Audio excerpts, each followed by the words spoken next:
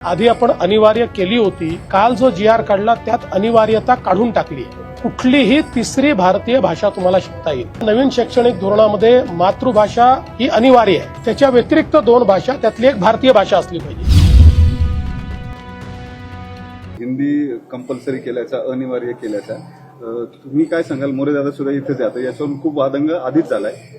असं आहे की आधी आपण अनिवार्य केली होती, काल जो GR काढला त्यात अनिवार्यता काढून टाकली आहे।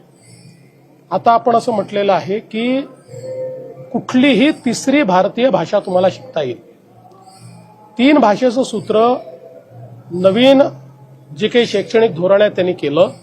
ज्या नवीन शैक्षणिक धोरणामध्ये मातृभाषा ही अनिवार्य आहे, त्याच्या व्यतिरिक्त 2 भाषा, त्यातली एक भारतीय भाषा असली पाहिजे। एक स्वाभाविकपणे आपल्याकडे इंग्रजी लोक स्वीकारतात, त्यामुळे कुठलीही तिसरी भारतीय भाषा, त्याच्यामध्ये आपण पहिल्यांदा हिंदी म्हटलं होतं कारण हिंदीचे शिक्षक आपल्याला मोठ्या प्रमाणात उपलब्ध होतात, पण आता आपण ती अनिवार्यता काढून टाकलेली आहे। कुठलीही भारतीय भाषा तिसरी भाषा म्हणून शिकता येईल। त्याकरता 20 विद्यार्थी असले तर शिक्षक देखील दिला जाईल, ऑनलाईन पद्धतीनं देखील ट्रेनिंग दिलं जाईल। त्यामुळे आज जो बदल आपण केलेला आहे तो तिसऱ्या भाषेमध्ये हिंदीची अनिवार्यता काढण्याचा आणि कुठलीही भारतीय भाषा शिकण्याचा पर्याय आपण विद्यार्थ्यांना दिलेला आहे।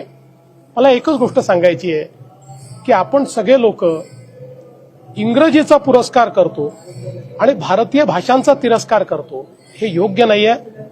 भारतीय भाषा इंग्रजीपेक्षा चांगल्या आहेत। ठीक आहे, आता इंग्रजी व्यवहार भाषा झाली आहे, पण या नवीन शैक्षणिक धोरणाने सगळ्यात महत्वाचं काम जर काही केलं असेल तर मराठीला ज्ञानभाषा बनवण्याचा मार्ग खुला केलाय। आता आपण इंजिनिअरिंग, अभियांत्रिकी हे मराठीत शिकवायला लागलो, यापूर्वी कधीच नव्हतं। नवीन शैक्षणिक धोरणामुळे आपले डॉक्टर जे बनतायत वैद्यकीय क्षेत्रात ते मराठीमध्ये बनतायत, MBA मराठीमध्ये बनतायत।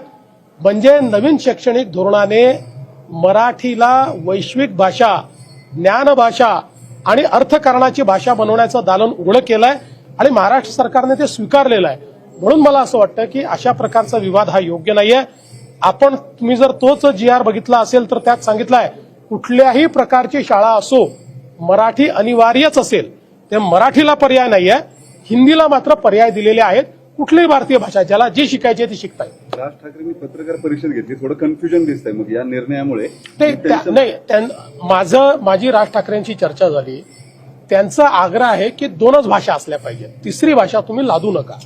मी त्यांना हे समजून सांगण्याचा प्रयत्न केला की केंद्र सरकारने विचारपूर्वक NEP मध्ये 3 भाषांचं सूत्र आणलंय। जर देशभरामध्ये 3 भाषांचं सूत्र आहे तर महाराष्ट्र 2 भाषाच्या सूत्रावर जाऊ शकत नाही।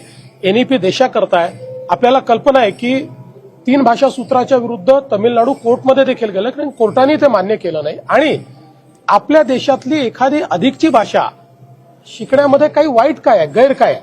आपल्या भाषेला डावललं गेलं असेल तर वेगळी गोष्ट। आपली भाषा शिकत असताना जर आपली मुलं एखादी दुसरी भाषा अजून शिकतील तर त्याही भाषेतलं ज्ञान त्यांच्यापर्यंत पोहोचेल।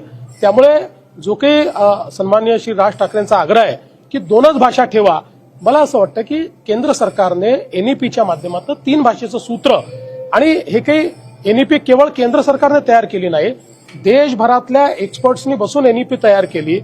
ती करत असताना कॉग्निटिव्ह पॉवर माइंडची किंवा मुलांचं मस्तिष्क कसं डेव्हलप होतं, त्याच्यामध्ये त्याची सायकोलॉजी काय, अशा सायंटिफिक गोष्टीचा विचार केल्यानंतर मग हे धोरण या ठिकाणी तयार झालेलं आहे। हे धोरण तयार करताना एक्सटेन्सिव्ह जवळपास 3 वर्ष चर्चा झालेल्या आहेत, त्याच्यावर सजेशन, ऑब्जेक्शन झालेले आहेत आणि त्यानंतर 3 भाषांचं सूत्र आपण स्वीकारले।